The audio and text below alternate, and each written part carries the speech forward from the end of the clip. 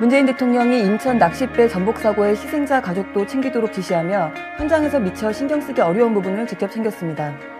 문재인 대통령이 판문점 공동경비구역을 통해 귀순한 북한 병사의 생명을 구한 장병들과 이국종 교수를 청와대로 초청해 만났습니다. 문재인 대통령이 제44회 국제기능올림픽에 참여한 국가대표 선수단 45명을 청와대로 초청해 만났습니다. 야당의 묻지마 반대로 예산안 처리가 법정 시한을 넘긴 가운데 여야가 오늘 다시 협상을 벌입니다. 송영무 국방부 장관이 북한 해상 공세에 대한 미국의 제안이 없었다고 밝힌 가운데 제안이 오면 검토하겠다는 원론적인 답변을 왜곡한 보도들이 쏟아졌습니다. 시민단체들이 낙태죄 폐지 집회를 열고 청와대가 낙태 반대 세력에게 타협하는 모습을 보였다고 주장했습니다.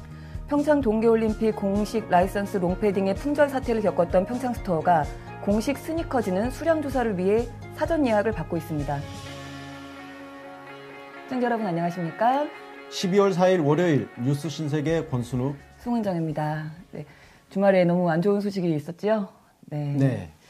사건 사고가 참 끊이지 않는 것 같다는 생각 좀 들기도 그렇습니다. 하는데 첫 번째 소식으로 준비를 했습니다. 어제 새벽이었죠. 낚싯배가 전복이 되는 사고가 있었는데요. 네. 인천시 영흥대교 인근 해상에서 9.7톤짜리 낚싯배가 336톤짜리 급유선하고 충돌을. 네, 저렇게. 저 큰 배하고 부딪혀가지고. 그렇죠. 지금 336톤이면 저보다 훨씬 엄청나게 큰 배입니다. 그렇죠. 저거는 지금 구조하러 그렇죠. 배고 해경 배인 것 같고. 네, 급유선이라고 하면 사실 이제 그 사이즈가 크기가 가능해서 좀 상상이 되는데 저 배를 낚싯배 정중앙을 들이받았더라고요. 그 상황을 보니까. 네, 그렇습니다. 참. 그래서 6시 9분에 119 구조 요청을 하고 해경이 6시 13분쯤 함정을 출동하도록 명령을 했습니다. 119로 구조 요청이 가서 그게 또 해경으로 전달이 된 거죠. 근데도 4분밖에 안 걸렸다. 4분 걸렸습니다. 네, 그리고 42분에 현장에 도착을 했습니다. 가는데 거리가 있으니까. 가는데 절대적인 시간이 있죠. 네. 제가 여기서 갑자기 제주도 가고 싶다고 갑자기 순간 이동하는 건 아니잖아요. 네, 그렇죠. 가는 거리가 그 정도, 그러니까 거의 한 35분 정도의 거리까지 이제 출동을 하러 간 거고, 그래서 곧바로 구조를 시작했다는 건데. 네. 투입된 게 어마어마합니다. 네. 해경 함정 25척. 네. 해경 25척, 해군 16척, 민간 어선 9척, 50여 척 배가 출동했고, 해군 헬기 8대 투입. 헬기도 이렇게 투입이 돼서 곧바로 구조를 시작을 했는데, 지금 그 전복된 선체 내에 있던 분들 중에 사망자가 좀 많이 나왔고요. 네네. 그리고 밖에 이제 표류했던 분들 중에도 이제 저체온증, 너무 추우니까 물이. 네, 그렇습니다. 그래서 그거를 견디지 겨울이잖아요. 못하고. 얼마나 죽겠어요. 저거, 진짜 그렇게 심장마비 걸릴 거야, 그렇죠. 진짜. 저체온증을 이제 또 체질에 따라서 못 견디는 분들도 계시고 하니까. 그래서 이제 7명 표류하는 분들 중에서 이제 일단 구조가 됐는데 7분 구조하신 분들 중에서 일부가 이제 살고 일부는 돌아가시고 그리고 이제 그 선장 안에서 있던 분들 그분들 중에서도 우리 에어포켓이라고 하죠. 배가 뒤집히면 공기층이 조금 남아있는 그 부분에서 이제 그 에어포켓에서 버티고 계셨던 분 3분은 살고 나머지 분들은 또 돌아가시고 해서 지금 사망이 13명 그 다음에 지금 실종이 2명 이렇게 아직 있는 상태입니다. 네. 어떤 이렇게 사고가 나서 대통령께서 위기관리센터에서 직접 진두지휘를 하면서 사고를 수습을 했는데요. 이거 참. 안 좋은 일이라 가지고. 그렇죠. 사실 안 좋은 일이라서 대통령님이 뭐 잘하셨다 이렇게 막 칭송할 그게 참 죄송스러운 마음이긴 한데. 그걸 할 분위기는 아니고요. 그렇긴 하지만 어쨌든 어떤 일을 하셨는지는 저희가 또 전해드려야 되니까요. 그래서 일단은 7시 1분에 첫 보고를 받으셨습니다. 6시 9분에 첫 신고가 들어갔었고 해경이 6시 42분에 현장에 도착을 했는데 도착한 이후에 이제 상태가 이게 좀 심각하다 싶어서 청와대로 보고가 올라갔나 봐요. 그래서 그 7시 1분에 보좌관한테 보고를 받으셨고 그 이후에 2번 더 그 전화로 보고 또 한 번은 서면 보고에서 총 3번의 보고를 더 추가로 받으신 이후에 6시 25분에 위기관리센터에 직접 이제 도착을 하셨다. 그래서 그때부터는 아예 상황을 진두지휘를 하셨다는 건데요. 일단 제일 먼저 말씀하신 거는 현장 지휘관 중심으로 일단 구조 작업을 해라. 그러니까 뭐 청와대나 어떤 그 중앙 정부에서 이래라 저래라 하지 말아라는 얘기죠. 현장에서 직접 판단하고 결정해서 직접 실행에 옮기고. 현장이 제일 빠르죠. 언제 뭐 명령 지시받고 그렇게 합니까? 맞습니다. 1분 1초가 아까운데. 그러니까요. 자, 그리고 대통령께서는 구조팀의 그 2차 사고도 안전사고도 유의해라.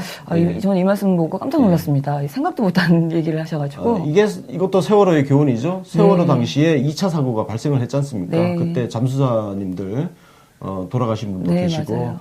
예, 그런 부분을 염두에 두고 2차 사고 유의하라고 지시를 하셨고 네.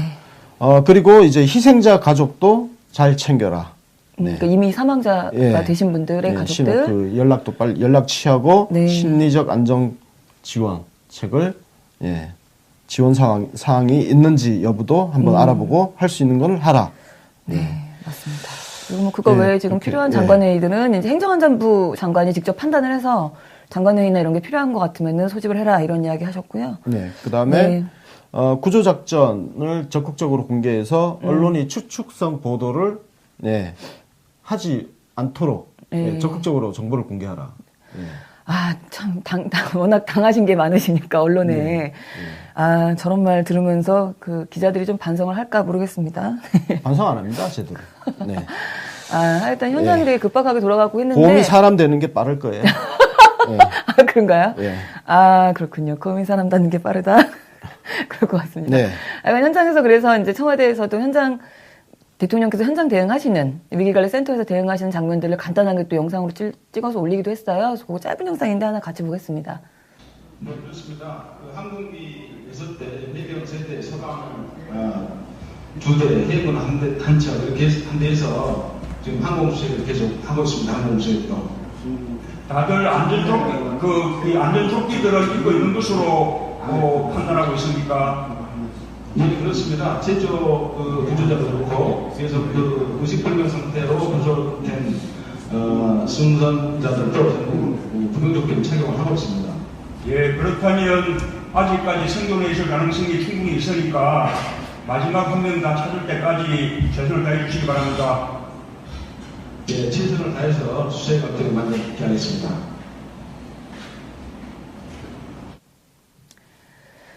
아침 일찍 그 대통령님부터 뭐 주영훈 경호처장도 그렇고 나오신 모든 분들이 보니까 얼굴이 정말 푸석푸석해서 나와 계시는 게 참 마음이 아팠는데. 아니, 잠도 제대로 못 주무시고. 그렇죠. 휴일날. 급하게 그죠? 뛰쳐나오신 거죠. 네. 쉬지를 못하는 거잖아요. 그러니까요. 네. 근데 어쨌든 청와대가 굉장히 빠르게 대처한 거에 발맞춰서 정부도 굉장히 민첩하게 대응을 했습니다. 이낙연 국무총리가 서울정부청사에서 관계장관 회의를 주재했어요. 그래서 후속 대책을 논의를 했는데요. 일단은 이낙연 총리도 다른 건 다 필요 없고 제일 우선이 실종자부터 찾는 거다라는 이야기를 했습니다. 이낙연 총리는 어제 포항도 다녀오셨거든요. 네, 그 얘기도 좀 이따 하겠습니다. 네. 진짜 다녀와서 또 저거 수습 대책 맞습니다. 하느라고 논의하시고 좀 아이고. 바쁘셨어요. 그래서 이런 이야기 하시면서 중요한 게 이제 뭐냐면은 바다를 끼고 있는 이제 인천시를 비롯한 지방자치단체들이 바다를 끼고 있는 단체들이 많잖아요. 그쪽에서 지금 어떻게 이런 일들 대처해야 하는지를 지금 이 상태에서 매뉴얼화해야 된다 이런 이야기도 좀 했고요. 네. 그리고 이제 해경 중심으로 수색하는 게 이제 우선이다 이런 이야기. 그러니까 모든 정권을 일단 해경한테 맡겨라 얘기를 하고 지금 국방부 군인도 지금 들어가 있잖아요. 국방부하고 지금 행정안전부나 해수부는 뒤에서 후방 지원하는 쪽으로 하자 이런 이야기 하셨습니다. 네. 그래서 그러니까 이 이후에 중구난방이 되면 안 되니까. 맞습니다. 질서가 있어야죠. 그렇죠. 네. 근데 이낙연 총리도 우리 문재인 대통령 말씀처럼 현장에 사실 이제 중심을 두라는 게 사실 같은 맥락이죠. 해경이 일단은 주도권을 갖고 있어야 된다는 말씀인데. 그러니까 세월호 당시에 보면 해경이 스스로 판단을 못 내렸잖아요. 그렇죠. 스스로 판단을 못 내리니까 꼼짝마. 뭘 해야 될지를 몰라가지고 시간만 허비해버렸죠. 맞습니다. 그렇습니다. 스스로 판단하게 해야 되는 거죠. 맞습니다. 예. 해경이 이번에 물론 뭐 비교가 안 되는 규모의 또 비교가 안 되는 사고이긴 하지만 세월호 때 정말 질책 많이 받았던 이번에 조금 많이 했으면 좋겠는데 김부겸 행정안전부 장관하고 김영춘 해양수산부 장관이 현장에 그래서 또 급파가 됐습니다. 잠깐 가서 또 상황을 좀 보고 어떤 것들을 또 도와야 되는지 확인을 좀 하고 왔다라는 얘기고요. 네. 이번 사고 직후에 그 해수부의 그 대처가 굉장히 또 빨랐습니다. 좀 놀랐던 부분인데 사고 소식 전해진 다음에 6시 42분 정도에 해경에 도착을 했잖아요. 그래서 구조 작업을 하다가 1시간 정도 지나서 아예 어선사고를 위기 단계 최고 수준인 심박 단계로 일단 격상을 해버리고 해수부 차원에서 그리고 중앙사고수습본부를 또 해수부 차원에서 설치를 해서 바로 1시간 만에 맞대응을 또 했습니다. 네. 그래서 준비를 빨리 잘 대처를 했는데 일단 실종자부터 좀 빨리 수색돼서 찾을 수 있기를 근데 이 와중에 한겨레 신문 기사 제목이 SNS를 달궜죠? 네. 아주 세 차례나 두 차례 제목을 수정했나요? 세월호 때하고 비교를 해가면서 그때에 비해서 뭐 얼마나 빨랐나? 진짜 아니 지금 사람 생명 구하고 있는 그 와중에 그거 따질 상황이 되나요? 그리고 출동을 하고 그 얼마나 빠른지 그 시간 초대 재는 게 더 중요한 거예요? 중요한 거는 어떤 과정을 거쳐서 어떻게 사람들을 구조를 해내고 어떤 일을 하는지가 중요한 거 아니에요? 시간 따지고 앉았어? 그러게 말입니다. 그 질문들 보니까 기자들이 몇 분이 지금 실종됐냐, 몇 분이 살아서 뭐 생존됐냐 이런 얘기를 물어보는 게 아니고 몇 분 만에 보고받았냐, 몇 분 만에 도착했느냐. 지금 뭐 올림픽 달리기 하는 줄 아나 봐요. 약간 그따위 한겨레가 조중동을 비판한다고요? 여러분들 뭐 저도 조중동 비판 많이 하고 그러지만 한겨레가 조중동을 한다. 예. 비판할 자격이나 과연 얼마나 갖췄는지 그냥 뭐 진보 떠들면은 그냥 비판할 자격이 생기는 거예요? 그러게 말입니다. 참 답답한. 내가 너무 언론 비판할 게 많아서 오늘은 그걸 좀 갖고 오진 않았는데요. 어쨌든 뭐 포항 지진도 그렇고 우리 발리에 전세기 띄웠던 것도 그렇고 이번 사고도 정부의 신속한 대책이 아주 눈에 좀 띄었는데 AI 관련한 기사가 찾아볼 수가 없습니다. 또 아마 지금 깜빡하신 분도 계실 것 같은데 이게 기사가 없다는 건 진정되고 있다는 방증이기도 합니다. 그렇습니다. 언론이 씹을 거리가 없다는 이야기입니다. 네. 예. 어처구니가 없죠. 네. 씹을 거리가 있었으면 네. 계속 기사 썼겠죠. 그러니까요. 씹을 거리가 없으니까 기사가 안 나오는 거예요. 그러니까요. 네. 왜 저러나 모르겠습니다. 하여튼 잠깐 제가 눈에 거슬린 게 하나 있어서 그런데 네. 한걸레라는 표현은 국정원이 만든 게 아닙니다. 김광진이가 뭣도 모르고 뭐 한걸레라는 이름을 국정원이 지어서 퍼뜨렸다고 하는데 한걸레라는 이름은요. 이미 2004년 노무현 대통령 당시부터 있었던 이름입니다. 그때 저 같은 노빠들이 한걸레라는 이름을 그때 지어줬습니다. 오마이 뉴스는 개마이, 프레시아는 프레샹, 예 이렇게 지어줬어요. 네, 그때 그거 국정원 작품 아니에요. 그 김광진 헛소리 한 겁니다. 네, 어느 분이 혹시 네, 아니 이게 신경이 거슬려가지고. 그때 한번 말씀하셨으니까 다 아실 겁니다. 하여튼 이낙연 총리가 지난 20일이었죠. 그때 이제 지금 나왔던 조류 인플루엔자가 좀 고병원성이다. 그래서 네. 좀 확산이 빠를 거니까 초기에 과하다고 싶을 정도로 과감하고 신속하게 초기 대응을 해라, 막 이런 지시를 했었는데요. 그 이후에 지금 좀 잠잠해지고 있습니다. 근데 이 조류 독감을 우리가 초기에 발견했던 그 원인이 어떻게 이렇게 빨리 발견했는가에 대한 뒷이야기가 좀 나오기도 했었는데, 네. 그 문재인 정부 들어서 정부 산하 방역국을 설치했다고 합니다. 그 전국 지자체에 방역 전문 인력을 배치를 다 했대요. 네.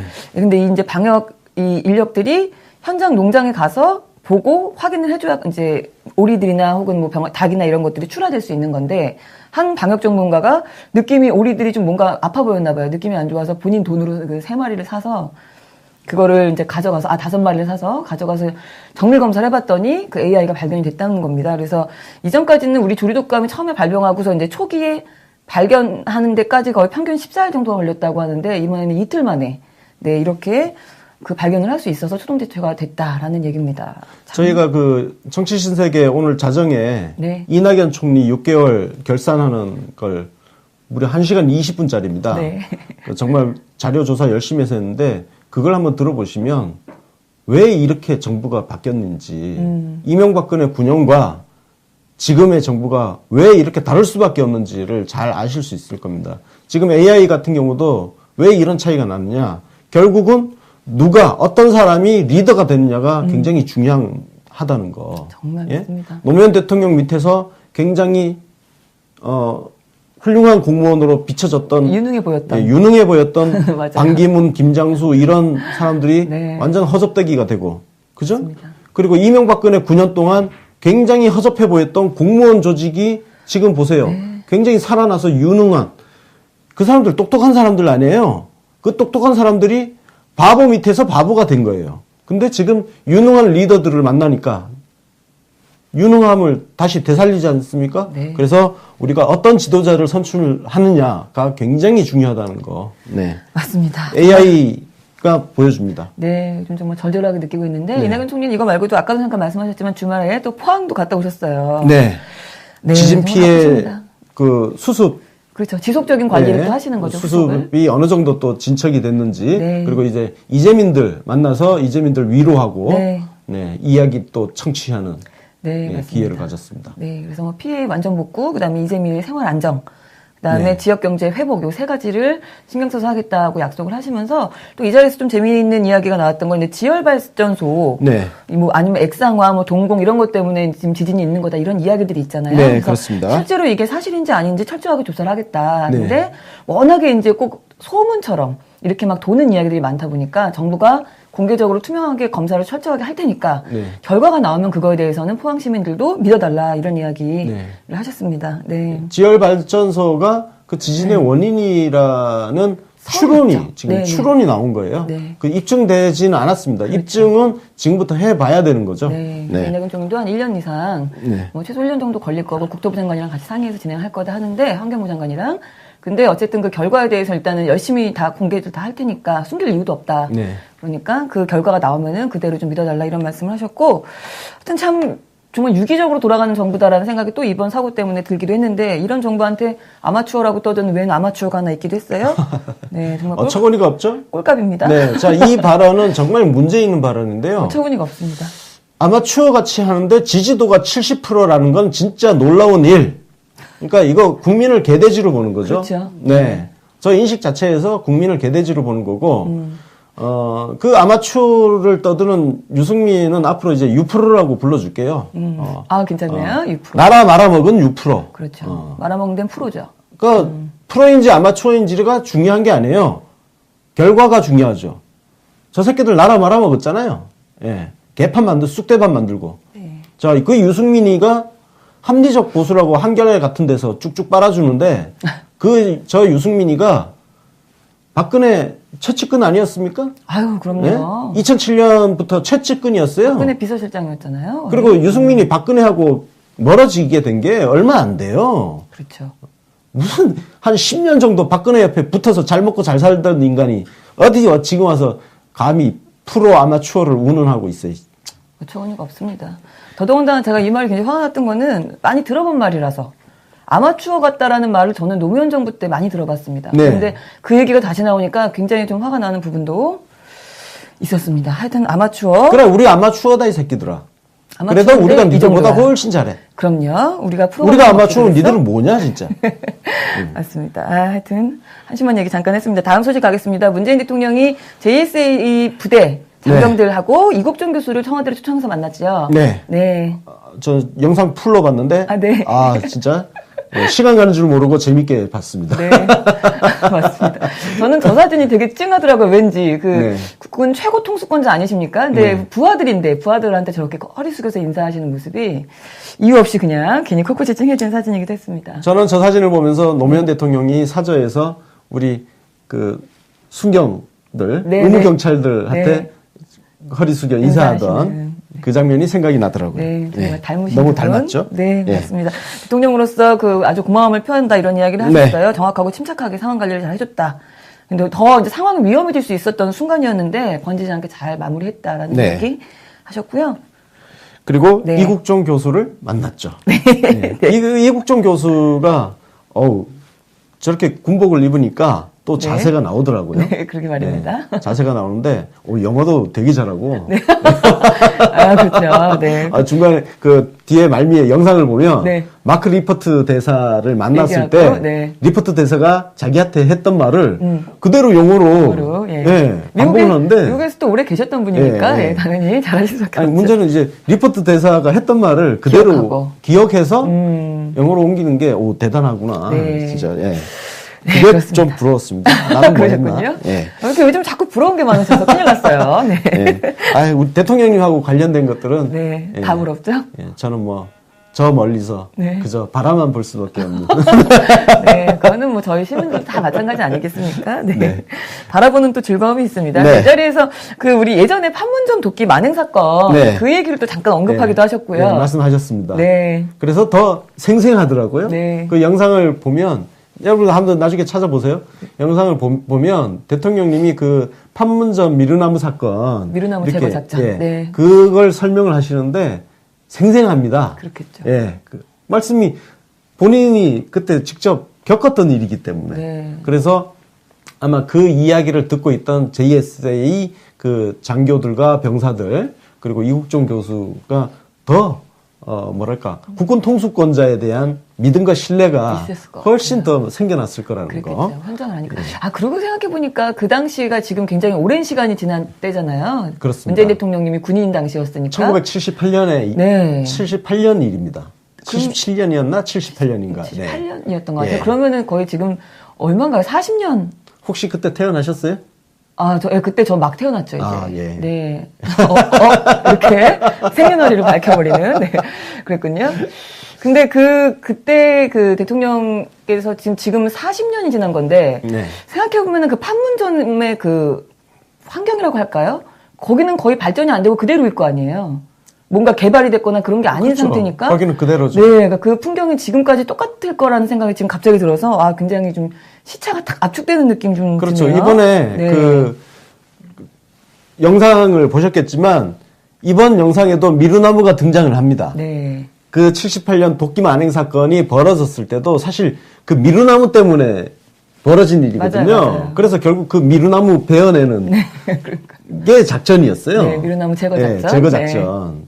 그러니까 그 한 그루 미루나무 때문에 맞습니다. 예, 큰일 날 뻔했죠. 큰일 날 뻔했다. 네. 이번에도 사실 약간 그런 분위기도 했는데, 하여튼 이 과정에서 이제 뭐 우리 낮은 포복으로 네. 북한 되게 위험한 상황이었는데도 북한 병사를 그래도 그 목숨을 살리겠다고 쫓아가서 낮은 포복으로 구해왔던 그 우리 권용환 중령. 중령, 네. 네. 아, 이번에 영상으로 보니까, 오, 진짜, 그, 어깨가 네. 딱 벌어진 게. 아, 그래요? 예. 아, 진짜, 그렇군요. 예. 군인 각이 탁 나오더라고요. 네. 거기 JSA 대대의 대대장인 네, 대대장이죠. 중령이죠. 네. 예. 그리고 송승현 상사, 노영수 중사, 요 분들도 같이 이제 뭐 너무 고생했다, 무섭지 네. 않았느냐, 뭐 또 칭찬도 해주시고. 네. 네, 하나도 안 무서웠습니다. 이렇게 얘기도 하셨다는데, 이국종 교수와의 대화도 또 주말 내내 그 대화 내용도 좀 화제였어요. 그렇습니다. 네. 네. 정말 저분 아무래도 말씀을 외워가신 것 같아요. 정말 말을 너무 잘하시던데. 네. 예. 저 말씀이, 저는 그게 기억이 나요. 제일 기억에 남는 거는, 우리 대통령께서 표현을 잘못했죠. 특전사인데 공수부대원이라고 네. 표현을 하셨는데, 네네. 예. 그래서 뭐 좀 더 믿음직하고 뭐 좀 이렇게 얘기하는 거. 네네. 사실 그거 말고는 다른 게 기억이 안 나요. 네. 그리고 제일 사람들한테 많이 회자됐던 거는 대통령 각하라고 말한 거. 그 각하라는 말, 우리 이제는 이명박 놀릴 때 말고는 안 써먹는 정말 오래된 단어인데, 그 얘기를 하셔가지고, 깜짝 놀랐습니다. 네, 조금 낯설긴 하죠. 우리가 각하라는 표현을 안 쓰잖아요.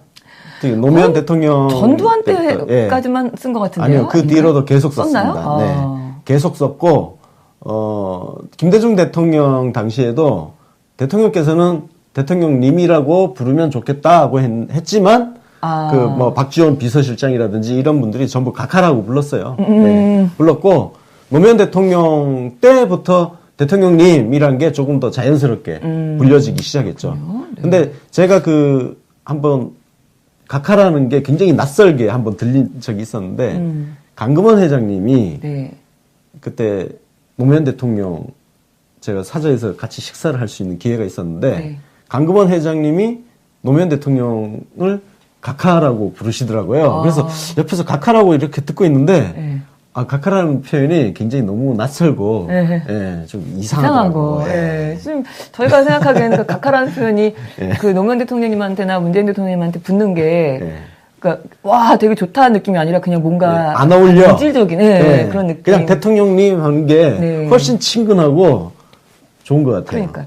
근데도 이제 이렇게 말씀하시는 건 그만큼 막 아주 극존칭을 쓰시다가 아마 이런 말씀인 것 같고, 또 재밌었던 게 저희 모두 다 한때 현역 군인이었고, 유사시가 생기면 같은 일을 할 것입니다. 네. 그러니까 현역 군인처럼 똑같이 또 열심히 일을 하겠다. 그러니까 이 약간 이국종 교수의 성격이 여기서 좀 보이는 그런 말들이었습니다. 이국종 교수 부친이 군인 출신이었대요. 네. 군인 아버님 밑에서 자랐고, 이국종 교수 본인도 현역으로 갔다 왔대요. 네네, 보통 군의관을 가잖아요. 맞아요. 근데 이분은 굉장히 특이하게 현역을 갔다 온 거야. 네. 예. 실제 그냥 병사로 갔다 온 거예요. 네, 그러니까요. 예, 특이하죠? 특이한 일이었죠. 예, 이분이 저랑 동갑인데, 네. 예, 그 뭔가 하여튼 약간- 꼴통 기질이 있는 거예요. 그렇죠. 예. 그러니까 약간 대나무처럼 꼿꼿한 예, 그런 성향 꼴통- 좀 예. 있으신 것 같고. 아, 꼴통 얘기하니까 꼴통. 노무현 대통령께서 제가 2008년도에 네. 한번 대통령님하고 노래방을 한번 간 적이 있었는데요. 네. 그날 이제 폭탄주도 좀 많이 마시고 했는데 노무현 대통령께서 저한테 스나이퍼 너 꼴통이지 그러시더라고요. 정답. 대통령님 말씀은 항상 정답입니다. 네. 그래서 저는 그 뒤로부터 꼴통이라는 소리를 굉장히 자랑스럽게 생각하고 있습니다. 네. 대통령님이 말씀하신 말씀은 예. 네, 자랑스럽게 생각하셔도 될 것 같습니다. 그 대통령님하고 문재인 대통령님하고 이국준 교수하고 악수하는 장면도 굉장히 화제였는데 네. 여기서 관등성명을 아주 명확하게 되면서 네. 이렇게 소령 제목 딱 맞춰 입고 왔고 네, 참 의사로 온 게 아니라 자기가 해군 소령의 자격으로 온 거다 이렇게 이야기하는 그 성격이 그러니까 뭐 어떤 성격인지 참 눈에 보이는 부분도 있습니다. 그래서 이거에 대해서 이제 해군 소령으로서 왔다 이런 이야기에 대해서 또 문재인 대통령하고 송 장관이 화답을 하기로 했는데 이국준 교수의 지금 문제 제기 지금 외상센터, 중증외상센터가 좀 너무 열악하다 이런 거에 네. 대해서 이제 송영무 장관이죠. 같은 자리에 배석해 있으면서 긴급 후송 의무 헬기 구입을 원래 계획이 있었는데 좀 앞당겨서 2018년, 2019년에 각각 4대씩 총 8대를 도입하도록 예산을 다시 배정하기로 했다. 이런 이야기도 있었고요. 네. 좀 빨리 네. 대통령께서 좀 꼼꼼하신 부분이 그 중증외상센터의 1차 이제 외상 치료도 물론 중요한데 그거에 그치지 않고 이제 트라우마에 대한 치료까지 시스템을 네. 좀 갖출 수 있도록 해야 된다. 또 이런 지시를 하기도 하셨습니다. 네. 참 훌륭하신 하여튼 훈훈한 보고 있으면 훈훈한 모임 그 만남이었는데요. 그 얘기를 네. 전해드렸고요. 이 와중에 그 사람 살리느라고 바쁜 분한테 자꾸 또 인권 가르치시던 우리 선생님 김 선생님 한 분 계시잖아요. 김종대. 네, 그 선생님께서 또 만나자고 했다가 퇴짜 먹었다는 또 소식도 있긴 했어요. 이국정 교수님 잘하셨습니다. 그럼 바빠 그거 안 만나도 돼요? 네, 예. 맞아요. 그건 무슨 그 기생충 이야기 한 걸 맥락을 이해도 잘 못하고 그냥 자기들 멋대로 기생충이 그 어떤 혐오스러운 이런 걸로 그래서 북한군 병사한테서 기생충 나온 거를 어떤 혐오의 대상, 뭐 기피 대상 네. 이걸로 만든 건 오히려 김종대와 김종대를 감싸는 부류들이에요. 왜냐면은 이국정 교수가 처음 얘기했을 때 기생충에 대해서 사람들이 별 감정이 없었거든. 뭐 감정이 있었어요? 아니, 기생충 나왔으니까 그 있었대. 병사가 뭐 좀 지저분해 더러워. 그게 아니라 그걸 통해서 북한의 실생활이 그만큼 어렵다라는 느낌은 받았지만 뭐 인권에 대한 생각은 못했었는데 물론 뭐 예민하신 분들은 그럴 수도 있겠고 근데 중요한 거는 이국정 교수가 그거를 뭐 군 쪽이랑 같이 얘기해가 네. 상의해서 나온 내용들을 브리핑할 내용을 미리 상의해서 브리핑한 게 문제가 아니라 그거를 다각적으로 받아 적은 언론이 사실 문제니까 만약 그렇죠. 김종대 의원이 비판하려고 마음 먹었다면 언론을 비판했어요. 언론을 비판했어야지. 이국정 교수를 비판할 게 아니고 네. 정신이 좀 없는. 언론을 비판했어야 되고. 네, 우리 예. 인권을 사랑하시는 김종대 예. 선생님. 인권 좋아요. 다 중요하죠. 예, 그럼요. 좋아요. 중요합니다. 예. 우리 우리는 뭐 인권 의식이 뭐 낮아서 그런가? 네, 그러니까요. 네, 저희가 지들만 인권 의식이 높은가? 아닙니다. 우리 김 선생님한테 열심히 그 가르치면 유시민도 왜 그 앞으로도 한 자락 걸쳐 자꾸 맞도록. 어영 네. 지식은 좀 똑바로 네, 해야지. 맞습니다. 우리 네. 정의당이시라서 그런 것 같아요. 네. 다음 소식 가겠습니다. 문재인 대통령이 또 청와대에 초청한 팀이 또 있었어요. 국제기능올림픽 국가대표 선수단을 초청했다라는 얘기였는데요. 네. 네. 이게 기능올림픽은 옛날부터 네. 우리나라가 워낙 나가서 잘하기 때문에. 그런가 봐요. 네. 예. 이번에도 2위 했답니다. 예. 종합 2위. 떨어졌네, 성적이. 떨어진 건가요? 옛날에는 네. 나가면 1등이었어요, 그냥. 그렇군요. 이게 이명박근혜 정권 아마 지나오면서 좀 떨어졌을 수 있습니다. 네. 왜냐하면 그 기간에 우리가 국제기능올림픽 한다는 소리 들어본 적도 없어요. 그만큼 네. 관심을 안 줬다는 뜻인데 이번에는 그거를 좀 다시 부응을 하시기 위해서 일부러 청와대에 저렇게 초청을 하신 것 같아요. 네. 성적이 좋네요. 금메달 8개, 은메달 8개, 동메달 8개. 네, 8개. 우수상 16개, 네. 종합 2위. 네. 잘 하셨습니다. 잘했습니다. 네. 잘했다고 칭찬도 하셨고, 이제 이게 지금 기술인 존중을 하는 그 차원에서 더 청와대를 좀 부르신 것 같아요. 그래서 네, 축사하시면서 기술인 존중이 4차 산업혁명의 어떤 토대가 되어야 한다. 네. 그래서 장인이라든가 기술인이라든가 이런 사람들 존중하는 그 분위기, 사회 분위기를 만들어야 된다. 이런 이야기를 또 하셨고요. 저 기능올림픽은 역사적으로 사실 박정희 대통령의 저는 공헌 중에 하나로 꼽아줄 수 있는 부분이 기능올림픽 출전 선수 양성 그리고 공고 육성하는 거 여기에 대해서는 저는 높이 평가하는 편인데요. 공고생들 요즘 이제 이름을 다 바뀌었지만 그 대학 진학이 어려운 학생들 같은 경우는 공고를 진학해서 저렇게 기술 배우고 기능올림픽 같은 데 나가서 장려를 막 해줬단 말이에요. 네. 예, 해줬고 충분히 먹고 살 수 있는 어떤 그런 환경이 있었던 그런 시대가 있었죠. 예, 물론 지금은 뭐 사회 구조가 바뀌고 했기 때문에 변화가 있었습니다만, 예, 저는 개인적으로 그 부분 저도 그 공고를 하마터면 갈 뻔했거든요. 하마터면 네. 그렇군요. 큰일 날 뻔했어요. 예전에는 과거에는 이렇게 집안이 어려운데 공부는 잘하는데 대학 가긴 집안이 어려운 이제 학생들이 그런 상고, 여상, 뭐 공고 네, 맞습니다. 이런 데로 많이 갔었다는 얘기. 예, 저도 구미 공고를 들었습니다. 갈 뻔했습니다.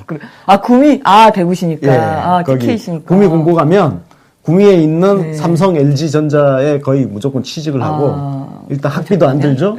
그리고 군도 그 부사관으로 갔다 오는 뭐 특례 조항 같은 게 있었어요. 그리고 뭐 졸업하면 20살부터 돈 벌잖아요. 예. 그렇군요. 그래서 그 구미 공고는 커트라인이 굉장히 높았던 학교예요. 그러니까요. 예. 예전에는 박정희 그랬다 대통령이 하더라고요. 육성한 학교니까. 아, 그렇군요. 네. 하마터면 박정희 예, 대통령 저 육성한 고등학교 저 그때 가실 뻔. 대기 가기 싫었어요, 진짜. 무서웠어. 무서우셨군요. 뭐가 그렇게 무서우셨어요? 박정희가 무서우셨을까요? 재밌습니다. 이 자리에서 조금 마음 아픈 얘기도 하셨어요. 그 최근 현장 실습 중에 우리 불의 사고를 당했던 네. 학생이 또 나왔잖아요. 네. 그래서 이 학생 이민호 군이었죠. 네. 이민호 군 얘기를 하시면서 더 이상 이런 참담한 일이 있으면 절대 안 된다. 그래서 학습권, 그다음에 학생들의 안전, 뭐 인권 이런 것들이 철저히 보장돼야 한다라는 이야기를 그 자리에 지금 고용노동부 장관이 같이 있었거든요. 네. 그래서 그 장관, 그다음에 교육부, 중기벤처부를 비롯한 관계부처에서 신경을 좀 써라라는 지시를 또 하셨어요. 아니 진짜 요즘 취업이 힘들다 보니까 사람 알기를 우습게 하는 회사들이 너무 많아요. 맞습니다. 특히 어린 학생들이 진짜 아니 생각해 보세요. 저 고등학생들 우리 자식 같은 애들 아닙니까? 그 애들을 데려다가 함부로 막 부려먹고 실습생이라는 이유로 사실 월급도 제대로 안 주잖아요. 그러니까요. 아, 정말 문제가 그럼 좀 안전하게라도 일을 하게 해줘야 되는 거 아니에요? 그러니까요. 어른이 되어나서 진짜 부끄러운 줄 알아야지 진짜. 지 자식 새끼들을 그렇게 키울 거예요? 안 키우잖아 그렇게. 지 자식 새끼들은 애지중지 키우잖아. 네. 왜 남의 새끼들은 그렇게 안 보는 거야 진짜. 맞습니다.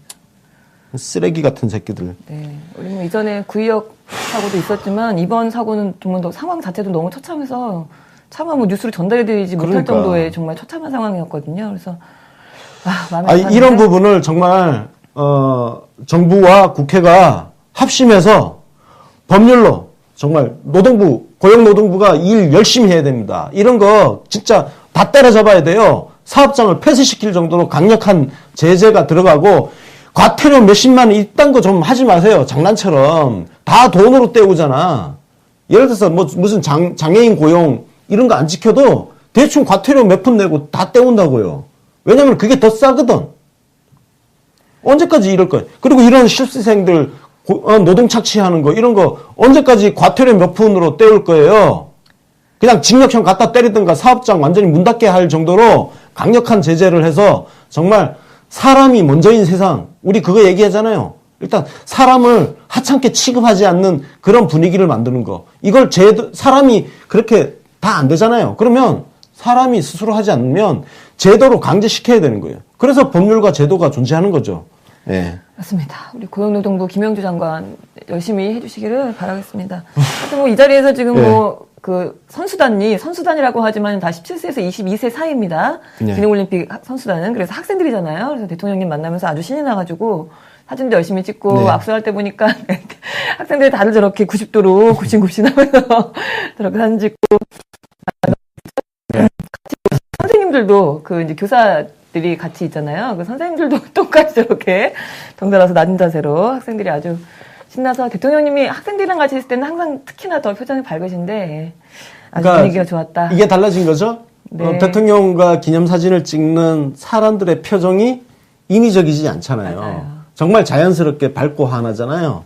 이게 세상이 바뀐 증거입니다. 네. 네. 맞습니다. 우리는 세상을 바꿨습니다. 네, 예. 앞으로도 바꿀 게 많지요. 하여간 그 기분 좋은 사진들을 좀 봤는데 다음 소식은 고구마 100만 개 같은 소식을 좀 전해드려야 될 네. 것 같아요. 예산안 협상이 실패했습니다. 네. 예상대로죠. 네, 네. 법정기한이 어제였는데 법정기한 안에 근데 법정기한 안에 본회의에 아예 상정조차 못한 상황은 거의 진짜 드물었다라고 하는데 네.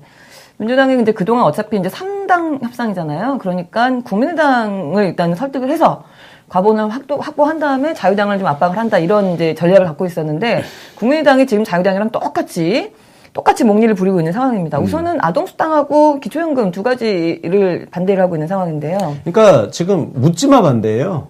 그냥 묻지마 반대 같아요. 네. 이게 지금 국민의당 같은 경우는 무슨 속셈인지는 모르겠지만 이게 뭐 바른정당하고 정책 연대를 하는 일환인지는 모르겠지만 여기도 지금 자유한국당이나 할 법한 짓을 국민의당이 지금 같이 하고 있는 거거든요. 맞습니다.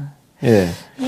지금 뭐 당시에 우리 대선 당시의 공약들을 보면 각 당의 공약들 중에 네. 아동수당의 경우를 보면은 우리 문재인 대통령 아동수당이 가장 보수적입니다. 네. 0세에서 5세까지 10만 원씩 주겠다는 거잖아요, 지금.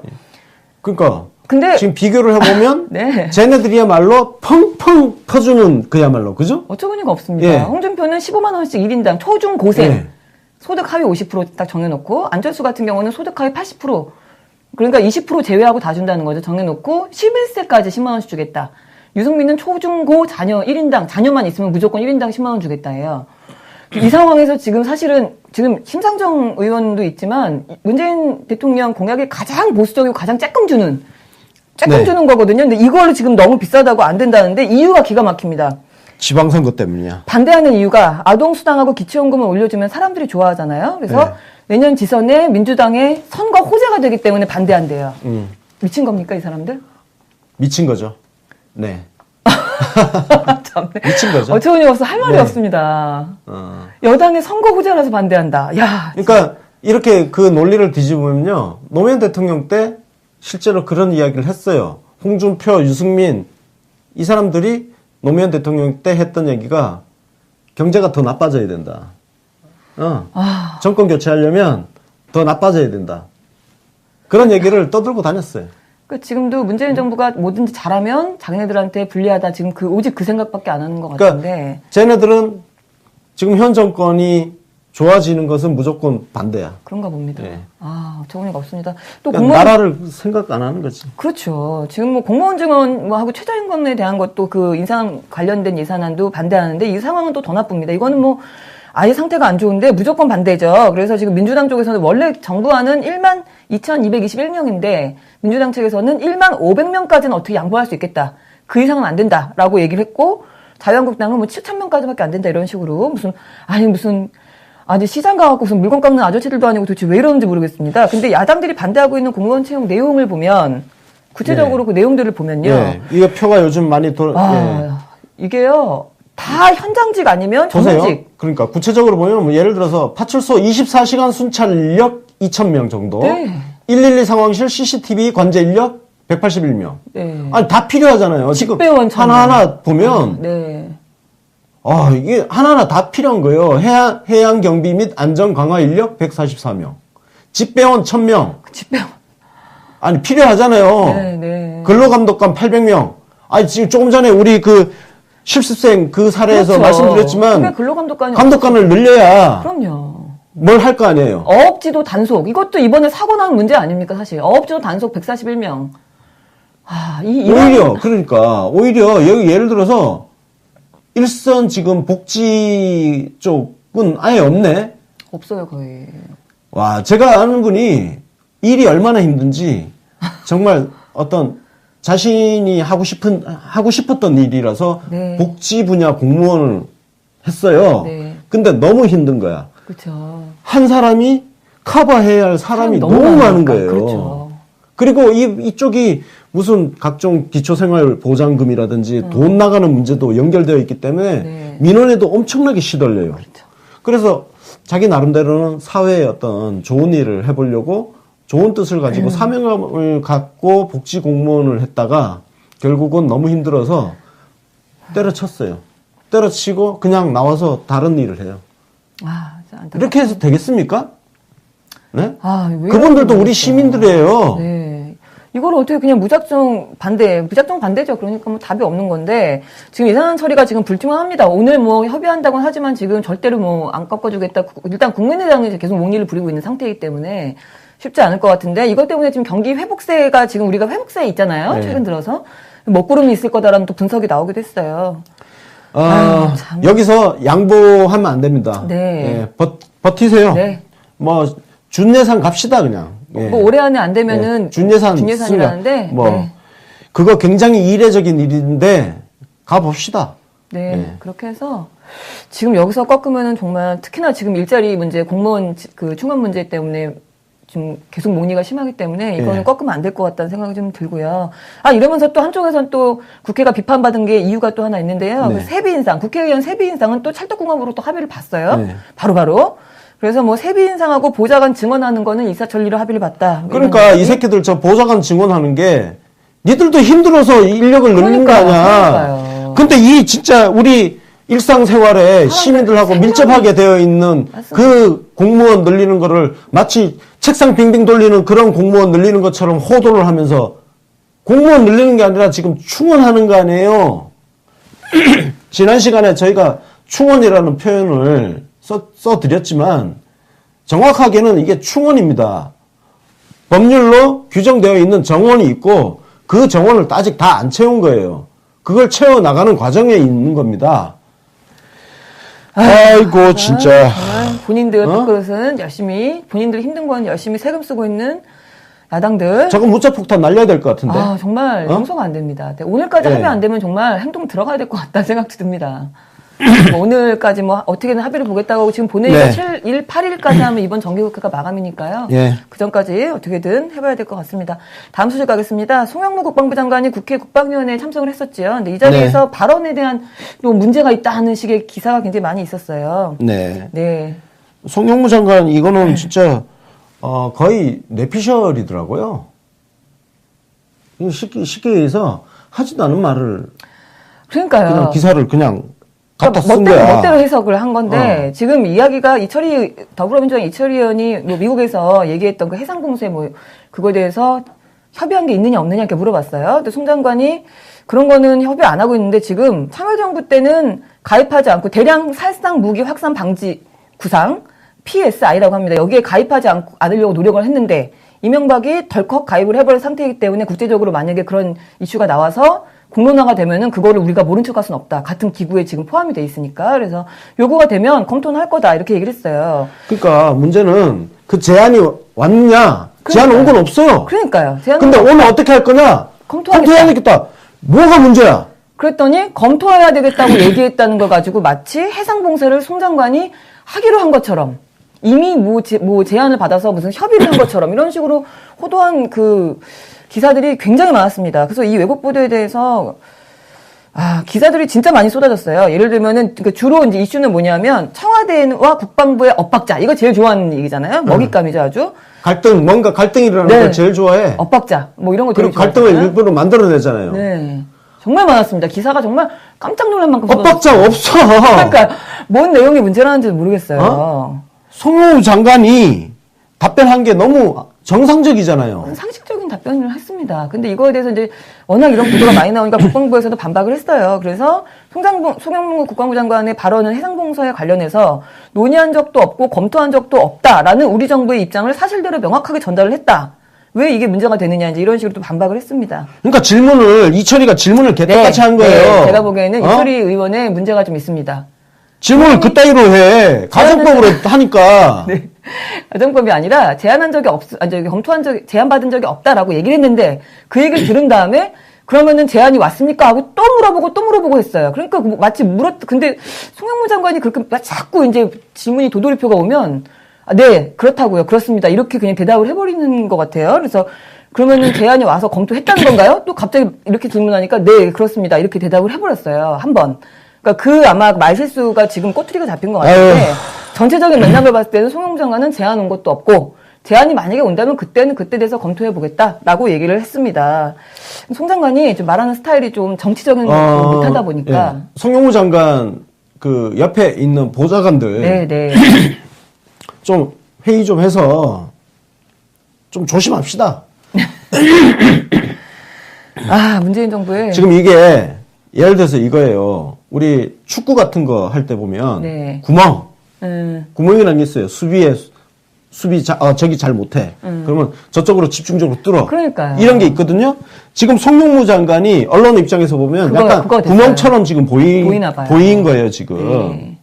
이거 지금 말려 들어가면 안 돼요. 네. 당분간은 송영무 장관 입에 자물쇠 채워야 돼요. 예? 네. 근데 지금 국회에서 이제 또 안 그러니까 나갈 수가 국회 없으니까. 나갈 때 여기 네. 대해서 사전에 연습 좀 하세요. 답변을 간명하게 하는 방법. 네, 연습하세요. 필요합니다. 여기서 있는 미주알 고주알 다 답변 제대로 하려고 하지 말고 때로는 그냥 뭉개버려요. 뭐 버릴 건 뭉개버리는 작전도 필요한 거예요. 네, 맞습니다. 송영무 네. 장관이 이게 사실은 말을 아주 정치적으로 교묘하게 센스 있게 잘하는 거하고 네. 능력하고는 사실 별개의 문제인데 이렇게 해서 마치 막 무능한 어떤 그 약한 고리처럼 좀 몰고 가는 느낌이 있는데 그 김명수 대법원장의 발언을 가지고도 좀 악용하는 언론들이 또 있었어요. 네. 네. 제가 김명수 대법원장 이 추념사에 대해서는 제가 어제 정치신세계 에피소드로 하나 녹음하려고 준비를 하다가 네. 당장 업로드할 공간이 없어가지고 예, 오늘 뉴스 신세계로 밀어놓은 건데요, 사실은. 지금 뭐, 김명수 대법원장 비판하는 글들이 좀 올라오는데, 일단, 왜 이렇게 성급하지? 예. 김명수 대법원장 취임한 지 이제 2달 됐어요. 그리고 대법원 정비 아직 사법부 정비가 안 됐습니다. 대법관 지금 이제 지명만 해놓은 상태죠? 임명 안 됐고요. 그렇죠. 그 다음에 법원은 현재 사법부는요. 양승태 체제 그대로라니까요. 그대로예요. 그리고 자 그럼 김명수 대법원장 발언으로 가볼게요.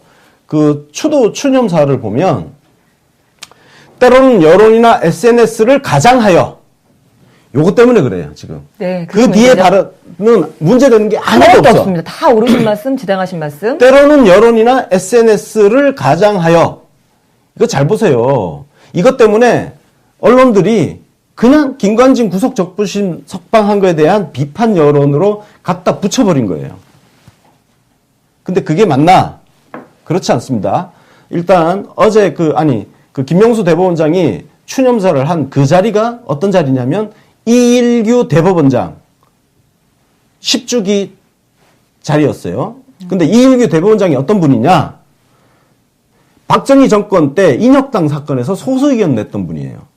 그러니까 군사 정권 아래에서도 시국 사건에서 소수 의견을 여러 차례 내면서 법관들한테 신망을 받고 있던 분이었고요. 1988년도에 노태우 대통령 취임했잖아요. 취임하고 나서 신임 대법원장으로 누구를 임명했냐면 이미 전두환이가 임명을 해놓은 정기승 대법원장을 그대로 또 임명을 한 거예요. 그래가지고 어떤 일이 일어났냐? 사법부의 법관 판사들이 거의 한 400명 가까이 되는 판사들이 연판장을 돌리면서 항의하고 일어났어요. 저항운동이 일어난 겁니다. 이걸 사법파동이라고 그러거든요. 그래서 여기에 김대중, 김영삼 야당 총재들도 같이 나서면서 노태우 대통령이 정기승 대법원장 지명을 철회를 했어요. 철회를 하고 그 자리에 누가 갔느냐? 법관들의 신망을 받고 있던 이일규 대법원장이 취임을 하게 됩니다. 그리고 그때 연판장을 돌리고 노태우 정부에 저항을 했던 판사들이 바로 주축이 되어서 만든 게 우리법 연구회고요. 김명수 대법원장이 바로 그 창립 멤버입니다. 자, 이 역사 위에서 이일규 대법원장이 사법부 독립을 위해서 헌신했던 그거를 다시 되새김질하는 문장이에요. 근데 이거를 그래서 그 사법부 독립을 중요성을 강조를 하는 그런 문장이었고 이걸 조중동을 비롯한 언론들이 대통령과 사법부를 이간질하고 사법부와 국민들을 이간질하고 여론을 흔들어서 하려고 이간질하는 기사를 지금 쓴 거예요. 여기 무슨 김관진 이야기가 있고 그 신광열 판사 이야기가 있고 그렇습니까? 아무것도 없어요. 추념사에. 자, 그러면 한번 되돌아보자고요. 이거는 그냥 자기 찔려서 일단 그냥 놀래서 우리 얘기하나? 이런 게 있어요. 근데 이명박 9년 동안 어떤 일이 있었냐면요. 지금 이 김명수 대법원장 입장에서 보면 판사들이 가장 사법부 독립 위협을 받았던 게 불과 이명박근혜 9년이었습니다. 그때 정연수 KBS 사장 무죄 판결, 뭐 MBC PD 수첩 그거 무죄 판결, 이런 거 미네르바 무죄 판결, 이런 거 무죄 판결 할 때마다 판사들이 보수 단체를 가장한 저쪽 국정원 사주 받은 그 국정원 돈 받고 활동하던 어버이 연합을 비롯한 걔네들한테 우수한 협박과 시위를 계속 받아왔던 게 사법부예요. 9년 동안 판사들이 실제로 대표적으로 김영두 부장판사라고 이분은 광노영 교육감에 대한 판결을 교육감 유지하는 판결을 내렸다가 이 새끼들이 집 앞에 몰려와서 시위하고 그랬어요. 이런 9년간의 일을 보면 김명수 대법원장이 오히려 저는 이렇게 해석을 합니다. 김명수 대법원장이 말을 하는 거는 이야기한 거는요. 오히려 9년 동안 이명박근혜 사주를 받고 국정원 돈을 받고 활동했던 그 시민단체들의 협박 그걸 지칭했다고 보는 게 훨씬 더 합리적이에요. 그렇지 않습니까? 우리 시민들이 지금 법관들에 대해서 한 거는 신광열 판사하고 또 누구예요? 그 영장 담당 판사 오민석인가? 이 몇 사람 빼고는 없잖아요. 우리가 그렇게 심하게 한 게 없잖아요. 근데 왜 이거를 조중동을 비롯한 언론들이 우리와 대통령과 정부, 사법부를 이간질시키는 기사에 왜 흥분하고 김명수 대법원장을 성토를 하냐 이거예요. 성급하지 않습니까? 이럴 때는 간단합니다. 맹목적 지지.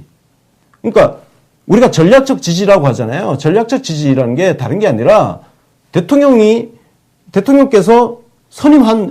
임명한 분 아닙니까? 그러면 일단 좀 이제 2달 됐어요. 취임한 지. 그럼 좀 기다려야 되지 않습니까? 믿고.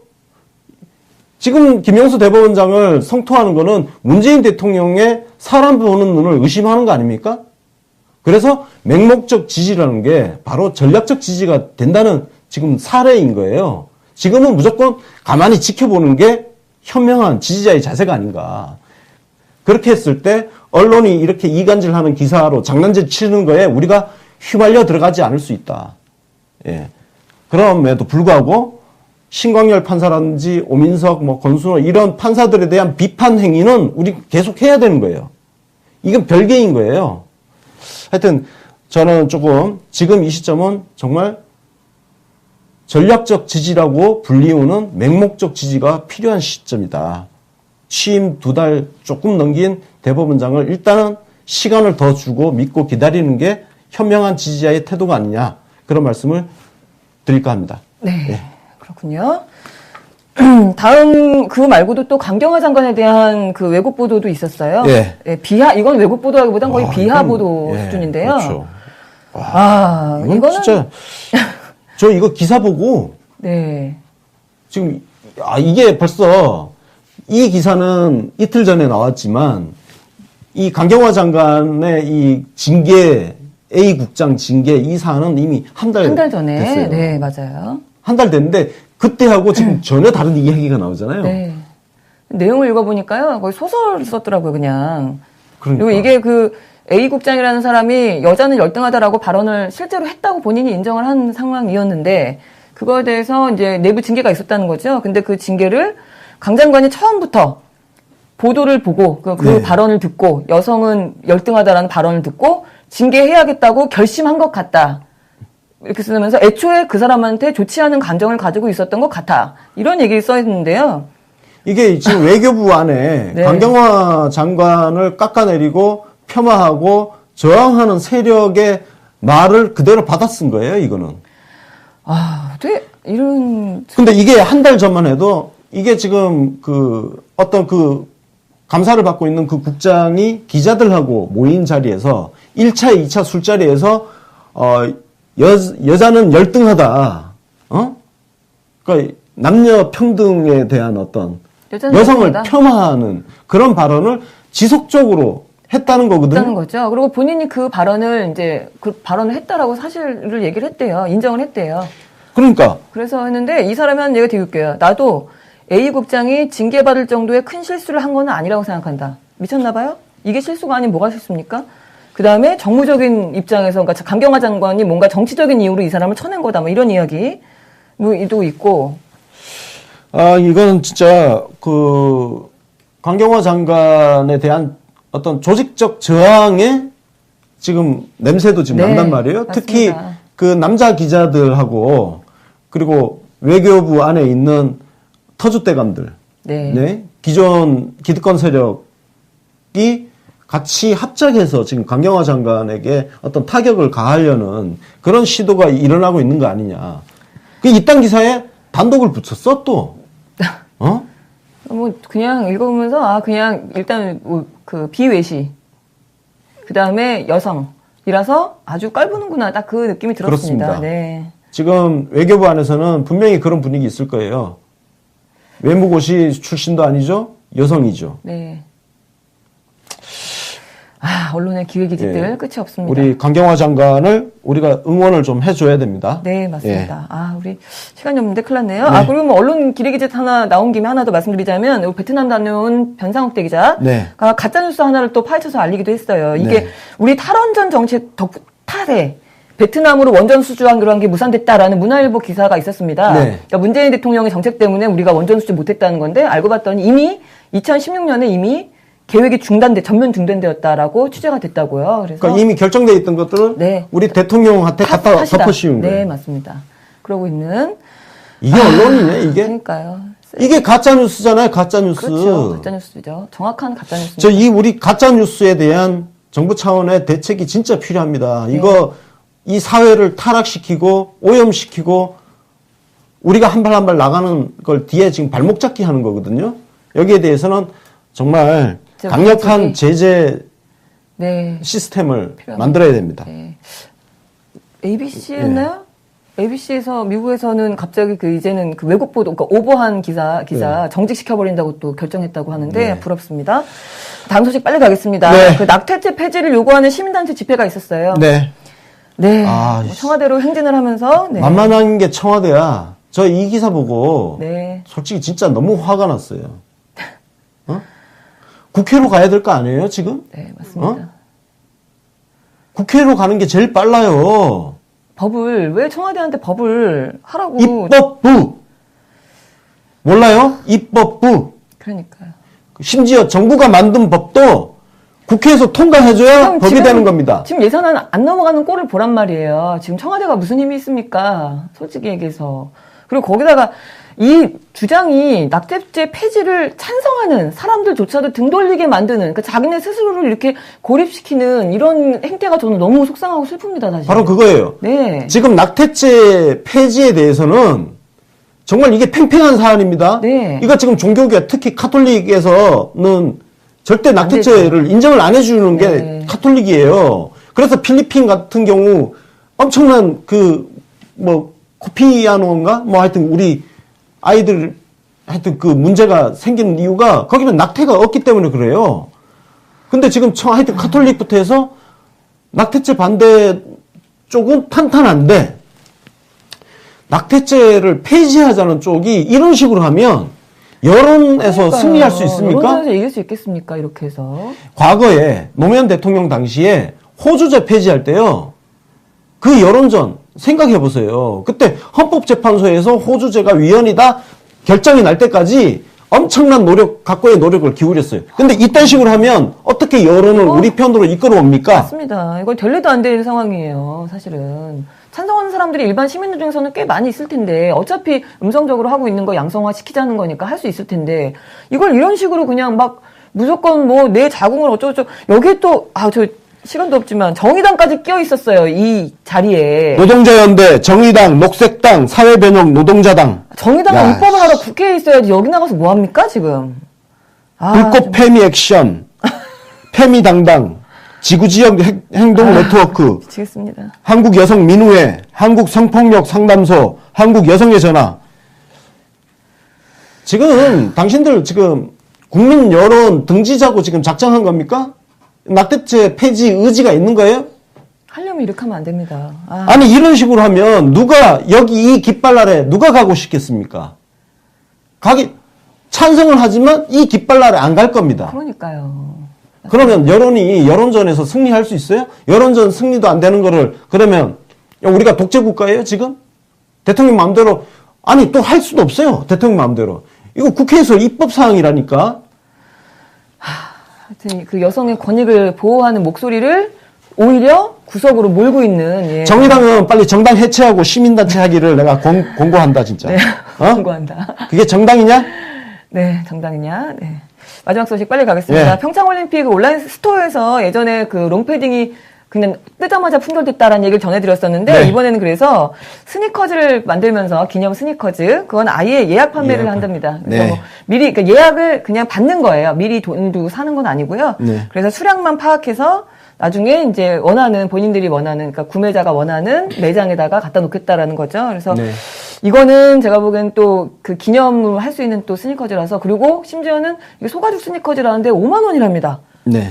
소가죽 스니커즈 5만 원짜리 진짜 보기 어렵거든요. 그래서 가격도 아주 괜찮은 것 같고 하니까 네 관심 있는 분들 빨리빨리 가서 구매를 예약을 해주시길 바라겠습니다. 네.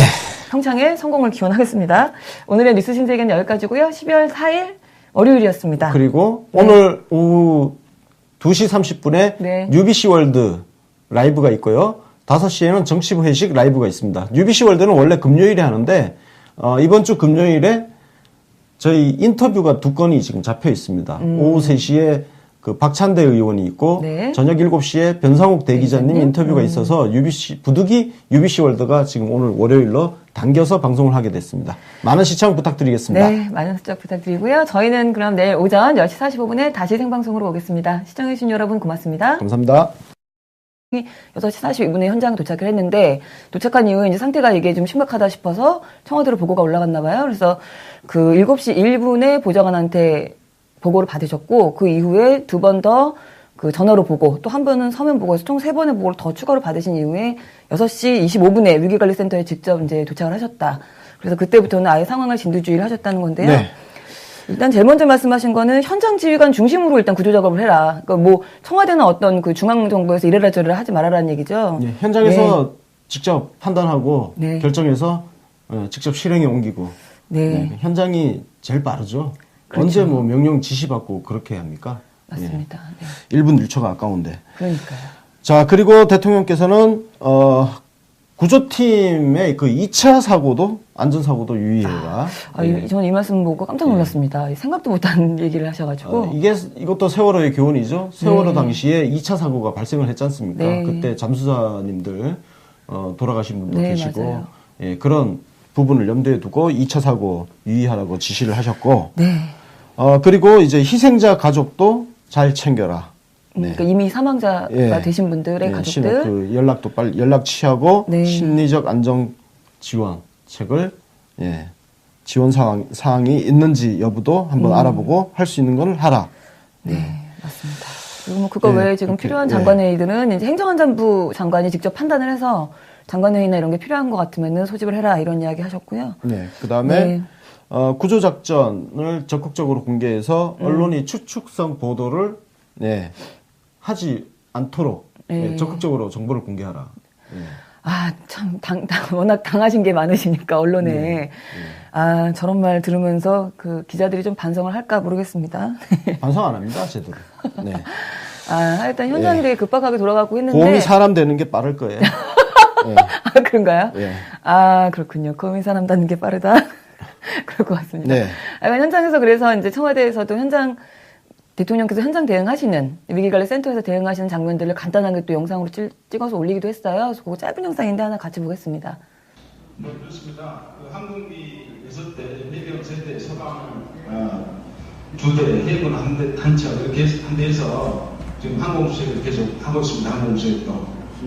다들 안전조끼들을 입고 있는 것으로 판단하고 있습니까? 네, 그렇습니다. 제조 구조자도 그렇고, 그래서 그 의식불명 상태로 구조된 승선자들도 전부 구명조끼를 착용을 하고 있습니다. 예, 그렇다면 아직까지 생존해 있을 가능성이 충분히 있으니까 마지막 한 명 다 찾을 때까지 최선을 다해 주시기 바랍니다. 예, 최선을 다해서 수색 업체를 만들게 하겠습니다. 아침 일찍 그 대통령님부터 뭐 주영훈 경호처장도 그렇고 나오신 모든 분들이 보니까 얼굴이 정말 푸석푸석해서 나와 계시는 게 참 마음이 아팠는데. 아니, 잠도 제대로 못 주무시고. 그렇죠. 휴일날. 급하게 그죠? 뛰쳐나오신 거죠. 네. 쉬지를 못하는 거잖아요. 그러니까요. 네. 근데 어쨌든 청와대가 굉장히 빠르게 그 대처한 거에 발맞춰서 정부도 굉장히 민첩하게 대응을 했습니다. 이낙연 국무총리가 서울정부청사에서 관계장관 회의를 주재했어요. 그래서 네. 후속 대책을 논의를 했는데요. 일단은 이낙연 총리도 다른 건 다 필요 없고 제일 우선이 실종자부터 찾는 거다라는 이야기를 했습니다. 이낙연 총리는 어제 포항도 다녀오셨거든요. 네, 그 얘기도 네. 좀 이따 하겠습니다. 네, 아, 진짜 다녀와서 또 저거 수습 대책 맞습니다. 하느라고. 논의하시고 좀 아이고. 바쁘셨어요. 그래서 이런 이야기 하시면서 중요한 게 이제 뭐냐면은 바다를 끼고 있는 이제 인천시를 비롯한 지방자치단체들이 바다를 끼고 있는 단체들이 많잖아요. 그쪽에서 지금 어떻게 이런 일들 대처해야 하는지를 지금 이 상태에서 매뉴얼화해야 된다 이런 이야기도 좀 했고요. 네. 그리고 이제 해경 중심으로 수색하는 게 이제 우선이다 이런 이야기. 그러니까 모든 정권을 일단 해경한테 맡겨라 얘기를 하고 네. 지금 국방부 군인도 지금 들어가 있잖아요. 네. 국방부하고 지금 행정안전부나 해수부는 해수부는 뒤로 그렇죠. 무슨 한 10년 정도 박근혜 옆에 붙어서 잘 먹고 잘 살던 인간이 어디 지금 와서 감히 프로 아마추어를 운운하고 있어요. 어처구니가 없습니다. 더더군다나 제가 이 말이 굉장히 화가 났던 거는 많이 들어본 말이라서 아마추어 같다라는 말을 저는 노무현 정부 때 많이 들어봤습니다. 네. 그런데 그 얘기가 다시 나오니까 굉장히 좀 화가 나는 부분도 있었습니다. 하여튼 아마추어. 그래, 우리 아마추어다 이 새끼들아. 그래도 아마추어인데 우리가 이 니들보다 정도야. 훨씬 잘해. 그럼요. 우리가 우리가 아마추어는 니들은 뭐냐 진짜. 맞습니다. 하여튼 한심한 얘기 잠깐 했습니다. 다음 소식 가겠습니다. 문재인 대통령이 JSA 부대 장병들하고 이국종 교수를 청와대로 초청해서 만났죠. 네. 네. 저 영상 풀로 봤는데 네. 진짜 시간 가는 줄 모르고 재밌게 봤습니다. 네. 맞습니다. 저는 저 사진이 되게 찡하더라고요. 왠지 네. 그건 최고 통수권자 아니십니까? 근데 네. 부하들인데 부하들한테 저렇게 허리 숙여서 인사하시는 모습이 이유 없이 그냥 괜히 코끝이 찡해진 사진이기도 했습니다. 저는 저 사진을 보면서 노무현 대통령이 사저에서 우리 그 순경들, 네, 의무경찰들한테 네. 허리 숙여 인사하던 인사하시는. 그 장면이 생각이 나더라고요. 네, 정말 닮으신 너무 분. 닮았죠? 네, 예. 맞습니다. 대통령으로서 그 아주 고마움을 표한다 이런 이야기를 하셨어요. 정확하고 침착하게 상황 관리를 잘 해줬다. 근데 더 이제 상황이 위험해질 수 있었던 순간이었는데 번지지 않게 잘 마무리했다라는 네. 얘기 하셨고요. 그리고 네. 이국종 교수를 만났죠. 네. 이국종 교수가 저렇게 군복을 입으니까 또 자세가 나오더라고요. 네, 그러게 말입니다. 네, 자세가 나오는데 영어도 되게 잘하고. 네. 그렇죠. 네. 중간에 그 뒤에 말미에 영상을 보면 네. 마크 리퍼트 대사를 만났을 얘기하고, 때 네. 리퍼트 대사가 자기한테 했던 말을 그대로 영어로 반복을 하는데 미국에서도 오래 계셨던 분이니까 예, 예. 당연히 잘하실 수밖에 아니, 없죠. 문제는 이제 리퍼트 대사가 했던 말을 그대로 기억하고. 기억해서 영어로 옮기는 게 대단하구나. 네. 진짜. 예. 네, 그게 그렇습니다. 좀 부러웠습니다. 나는 뭐 했나? 그러셨군요. 예. 이렇게 요즘 자꾸 부러운 게 많으셔서 큰일 났어요. 네. 예. 우리 대통령님하고 관련된 것들은 네. 예. 다 부럽죠? 예, 저는 저 멀리서 네. 그저 바라만 볼 수밖에 없는. 네, 그거는 뭐 저희 시민들 다 마찬가지 아니겠습니까? 네. 네. 바라보는 또 즐거움이 있습니다. 네. 그 자리에서 우리 예전에 판문점 도끼 만행 사건 네. 그 얘기를 또 잠깐 언급하기도 하셨고요. 네, 말씀하셨습니다. 네. 그래서 더 생생하더라고요. 네. 그 영상을 보면 여러분 한번 나중에 찾아보세요. 영상을 보면 대통령님이 그 판문점 미르나무 사건, 미르나무 이렇게, 제거 작전. 예, 네. 그걸 설명을 하시는데 생생합니다. 그렇겠죠. 예, 그 말씀이 본인이 그때 직접 겪었던 일이기 때문에. 네. 그래서 아마 그 이야기를 듣고 있던 JSA 그 장교들과 병사들 그리고 이국종 교수가 더 국군 통수권자에 대한 믿음과 신뢰가 있었을 것 훨씬 더 생겨났을 거라는 그렇겠죠. 거. 현장을 하니까. 그러고 생각해보니까 그 당시가 지금 굉장히 오랜 시간이 지난 때잖아요. 그렇습니다. 문재인 대통령님이 군인 당시였으니까. 1978년에 네. 78년 일입니다. 77년이었나 78년인가. 78년이었던 것 같아요. 예. 그러면은 거의 지금 얼마인가요? 40년? 혹시 그때 태어나셨어요? 그때 저 막 태어났죠, 이제. 예. 네. 이렇게 생년월일을 밝혀버리는. 네. 그랬군요. 근데 그때 그 대통령께서 지금 40년이 지난 건데. 네. 생각해보면은 그 판문점의 그 환경이라고 할까요? 거기는 거의 발전이 안 되고 그대로일 거 아니에요. 뭔가 개발이 됐거나 그런 게 아닌 그렇죠. 상태니까. 거기는 그대로죠. 네, 그러니까 그 풍경이 지금까지 똑같을 거라는 생각이 지금 갑자기 들어서 굉장히 좀 시차가 딱 압축되는 느낌 좀 그렇죠. 드네요. 이번에 네. 그 영상을 보셨겠지만 이번 영상에도 미루나무가 등장을 합니다. 네. 그 78년 도끼 만행 사건이 벌어졌을 때도 사실 그 미루나무 때문에 벌어진 일이거든요. 맞아요. 그래서 결국 그 미루나무 베어내는 게 작전이었어요. 네, 미루나무 제거 작전. 네, 제거 작전. 그러니까 그 한 그루 미루나무 때문에 맞습니다. 예, 큰일 날 뻔했죠. 큰일 날 뻔했다. 네. 이번에도 사실 약간 그런 분위기도 했는데, 하여튼 문재인 대통령이 인천 낚싯배 전복 사고의 희생자 가족도 챙기도록 지시하며 현장에서 미처 신경 쓰기 어려운 부분을 직접 챙겼습니다.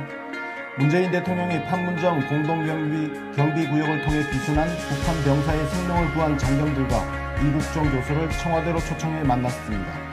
문재인 대통령이 제44회 국제기능올림픽에 참여한 국가대표 선수단 45명을 청와대로 초청해 만났습니다. 야당의 묻지마 반대로 예산안 처리가 법정 시한을 넘긴 가운데 여야가 오늘 다시 협상을 벌입니다. 송영무 국방부 장관이 북한 해상 공세에 대한 미국의 제안이 없었다고 밝힌 가운데 제안이 오면 검토하겠다는 원론적인 답변을 왜곡한 보도들이 쏟아졌습니다. 시민단체들이 낙태죄 폐지 집회를 열고 청와대가 낙태 반대 세력에게 타협하는 모습을 보였다고 주장했습니다. 평창 동계올림픽 공식 라이선스 롱패딩의 품절 사태를 겪었던 평창스토어가 공식 스니커즈는 수량 조사를 위해 사전 예약을 받고 있습니다. 시청자 여러분 안녕하십니까? 12월 4일 월요일 뉴스 신세계 권순욱 송은정입니다. 네, 주말에 너무 안 좋은 소식이 있었죠? 네. 네.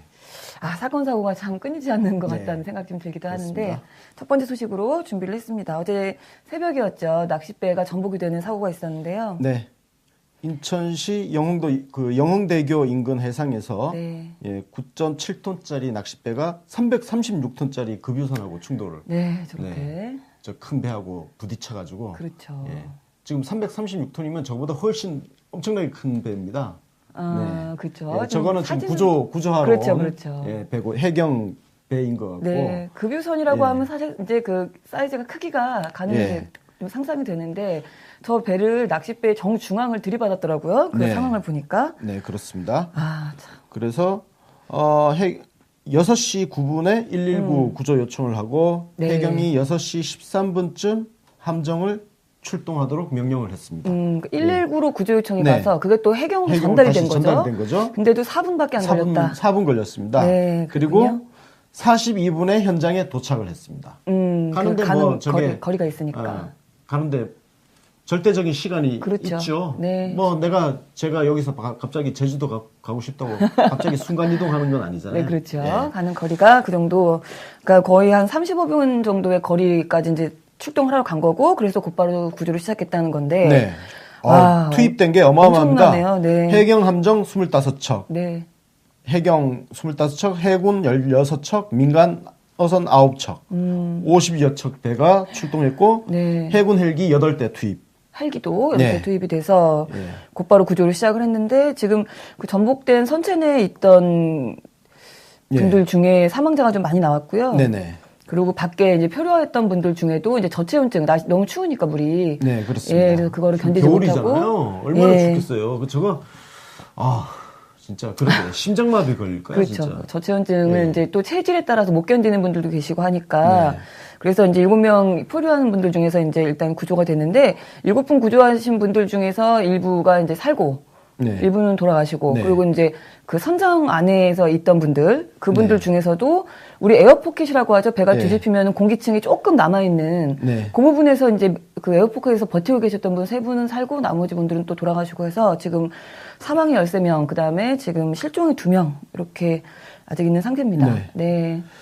어떤 이렇게 사고가 나서 대통령께서 위기관리센터에서 직접 진두지휘를 하면서 네. 사고를 수습을 했는데요. 네. 네. 이거 참. 참 안 좋은 일이라 가지고. 그렇죠. 예. 사실 안 좋은 일이라서 예. 대통령님이 뭐 잘하셨다 이렇게 막 칭송할 그게 참 죄송스러운 마음이긴 한데. 그거는 그걸 할 분위기는 아니고요. 네. 그렇긴 네. 하지만 어쨌든 어떤 일을 하셨는지는 저희가 또 전해드려야 되니까요. 그래서 일단은 7시 1분에 첫 보고를 받으셨습니다. 6시 네. 9분에 첫 신고가 들어갔었고 해경이 좀 나오기도 했었는데 네. 그 문재인 정부 들어서 정부 산하 방역국을 설치했다고 합니다. 그 전국 지자체에 방역 전문 인력을 배치를 다 했대요. 네. 근데 이제 방역 이 인력들이 현장 농장에 가서 보고 확인을 해줘야 이제 오리들이나 혹은 뭐 닭이나 이런 것들이 출하될 수 있는 건데, 한 방역 전문가가 느낌이 오리들이 좀 뭔가 아파 보였나 봐요. 느낌이 안 좋아서 본인 돈으로 그 3마리를 사서 그거를 이제 가져가서 5마리를 사서 가져가서 정밀 검사를 해봤더니 그 AI가 발견이 됐다는 겁니다. 그래서 이전까지는 우리 조리독감이 처음에 발병하고서 이제 초기에 발견하는 데까지 거의 평균 14일 정도가 걸렸다고 하는데, 이번에는 이틀 만에 네 이렇게 그 발견을 할 수 있어서 초동 제초가 됐다라는 얘기입니다. 저희가 그 정치신세계 오늘 자정에 네. 이낙연 총리 6개월 결산하는 걸 무려 1시간 20분짜리입니다. 네. 정말 자료 조사 열심히 해서 했는데, 그걸 한번 들어보시면 왜 이렇게 정부가 바뀌었는지, 이명박근혜 9년과 지금의 정부가 왜 이렇게 다를 수밖에 없는지를 잘 아실 수 있을 겁니다. 지금 AI 같은 경우도 왜 이런 차이가 나느냐, 결국은 누가 어떤 사람이 리더가 되느냐가 굉장히 중요하다는 거. 정말 예? 맞습니다. 노무현 대통령 밑에서 굉장히 훌륭한 공무원으로 비춰졌던, 유능해 보였던. 예, 유능해 보였던 맞아요. 반기문, 김장수 이런 사람들이 네. 완전 허접대기가 되고, 그죠? 맞습니다. 그리고 이명박근혜 9년 동안 굉장히 허접해 보였던 공무원 조직이 지금 보세요. 네. 굉장히 살아나서 유능한, 그 사람들 똑똑한 사람들 아니에요. 그 똑똑한 사람들이 바보 밑에서 바보가 된 거예요. 근데 지금 유능한 리더들을 만나니까 유능함을 다시 되살리지 않습니까? 네. 그래서 우리가 어떤 지도자를 선출하느냐가 굉장히 중요하다는 거. 네. 맞습니다. AI가 보여줍니다. 네, 요즘 정말 절절하게 느끼고 있는데, 네. 이낙연 총리는 이거 말고도 아까도 잠깐 말씀하셨지만 주말에 또 포항도 갔다 오셨어요. 네. 네, 지진 정말 피해 바쁘십니다. 그 수습. 그렇죠. 지속적인 관리를 네. 또 하시는 거죠. 후속을. 수습이 어느 정도 또 진척이 됐는지, 네. 그리고 이제 이재민들 만나서 이재민들 위로하고, 네. 네, 이야기 또 청취하는 네, 네, 맞습니다. 기회를 가졌습니다. 네, 그래서 뭐 피해 완전 복구, 그다음에 이재민의 생활 안정, 그다음에 네. 지역 경제 회복, 요 세 가지를 신경 써서 하겠다고 약속을 하시면서, 또 이 자리에서 좀 재미있는 이야기가 나왔던 건 이제 지열 발전소, 네. 뭐 아니면 액상화, 뭐 동공 이런 것 때문에 지금 지진이 있는 거다 이런 이야기들이 있잖아요. 네, 그래서 그렇습니다. 실제로 이게 사실인지 아닌지 철저하게 조사를 하겠다. 네. 근데 워낙에 이제 꼭 소문처럼 이렇게 막 도는 이야기들이 많다 보니까 정부가 공개적으로 투명하게 검사를 철저하게 할 테니까 네. 결과가 나오면 그거에 대해서는 포항 시민들도 믿어달라 이런 이야기를 네. 하셨습니다. 네. 지열 발전소가 그 지진의 원인이라는 추론이 서울이죠. 지금 네, 네. 추론이 나온 거예요. 네. 그 입증되지는 않았습니다. 그렇죠. 입증은 지금부터 해봐야 되는 거죠. 네. 네. 이낙연 총리도 한 1년 이상, 네. 뭐 최소 1년 정도 걸릴 거고 국토부 장관이랑 같이 상의해서 진행할 거다 하는데, 환경부 장관이랑. 근데 어쨌든 그 결과에 대해서 일단은 열심히 다 공개를 다 할 테니까 숨길 이유도 없다. 네. 그러니까 그 결과가 나오면은 그대로 좀 믿어달라 이런 말씀을 하셨고, 하여튼 참 정말 유기적으로 돌아가는 정부다라는 생각이 또 이번 사고 때문에 들기도 했는데, 이런 정부한테 아마추어라고 떠드는 웬 아마추어가 하나 있기도 했어요. 네, 정말 어처구니가 없죠? 꼴값입니다. 네. 자, 이 발언은 정말 문제 있는 발언인데요. 어처구니가 없습니다. 아마추어 같이 하는데 지지도가 70%라는 건 진짜 놀라운 일. 그러니까 이거 국민을 개돼지로 보는 거죠. 그렇죠. 네. 저 인식 자체에서 국민을 개돼지로 보는 거고, 그 아마추어를 떠드는 유승민은 앞으로 이제 유프로라고 불러줄게요. 아, 괜찮네요. 6%. 나라 말아먹은 6%. 그렇죠. 말아먹는 데는 프로죠. 그러니까 프로인지 아마추어인지가 중요한 게 아니에요. 결과가 중요하죠. 저 새끼들 나라 말아먹었잖아요. 예. 개판 쑥대판 만들고. 네. 자, 그 유승민이가 합리적 보수라고 한겨레 같은 데서 쭉쭉 빨아주는데, 저 유승민이가 박근혜 최측근 아니었습니까? 아유, 그럼요. 네? 2007년부터 최측근이었어요. 박근혜 비서실장이었잖아요. 그리고 유승민이 박근혜하고 멀어지게 된 게 얼마 안 돼요. 그래서 네. 후방 지원하는 쪽으로 하자. 네. 이런 이야기 하셨습니다. 네.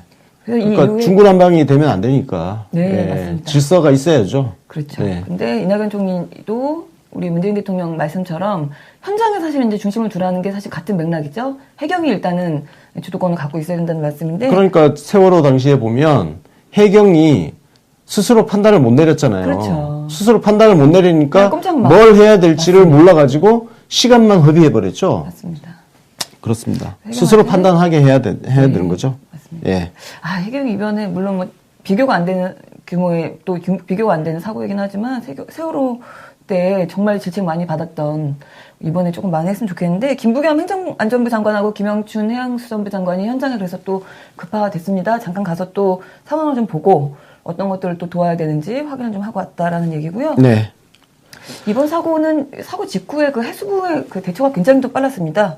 좀 놀랐던 부분인데 사고 소식 전해진 다음에 6시 42분 정도에 해경이 도착을 했잖아요. 그래서 구조 작업을 하다가 1시간 정도 지나서 아예 어선 사고를 위기 단계 최고 수준인 심박 단계로 일단 격상을 해버리고 해수부 차원에서 그리고 중앙 사고 수습본부를 또 해수부 차원에서 설치를 해서 바로 1시간 만에 맞대응을 또 했습니다. 네. 그래서 준비를 빨리 잘 대처를 했는데 일단 실종자부터 좀 빨리 수색돼서 찾을 수 있기를.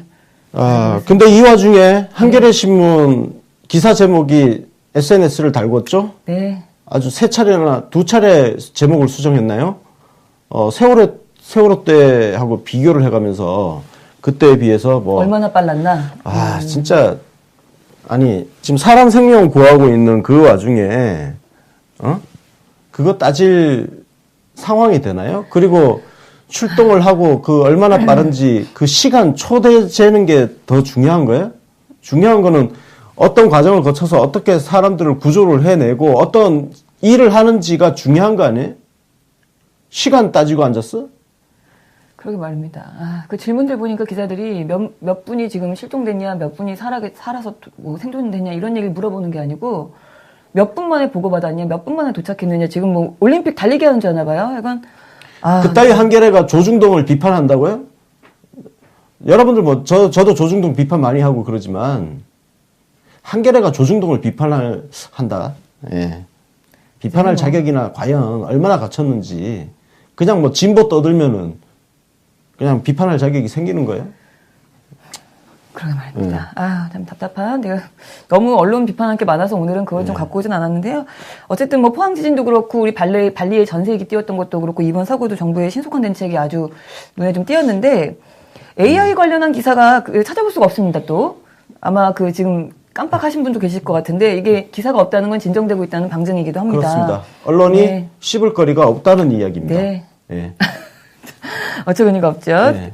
씹을 거리가 있었으면 네. 계속 기사 썼겠죠. 그러니까요. 씹을 거리가 없으니까 기사가 안 나오는 거예요. 그러니까요. 네. 왜 저러나 모르겠습니다. 하여튼 잠깐 제가 눈에 거슬린 게 하나 있어서 그런데 네. 한걸레라는 표현은 국정원이 만든 게 아닙니다. 그 김광진이가 뭣도 모르고 뭐 한걸레라는 이름을 국정원이 지어서 퍼뜨렸다고 하는데 한걸레라는 이름은요. 이미 2004년 노무현 대통령 당시부터 있었던 이름입니다. 그때 저 같은 노빠들이 한걸레라는 이름을 그때 지어줬습니다. 오마이 뉴스는 개마이, 프레시아는 프레샹. 예.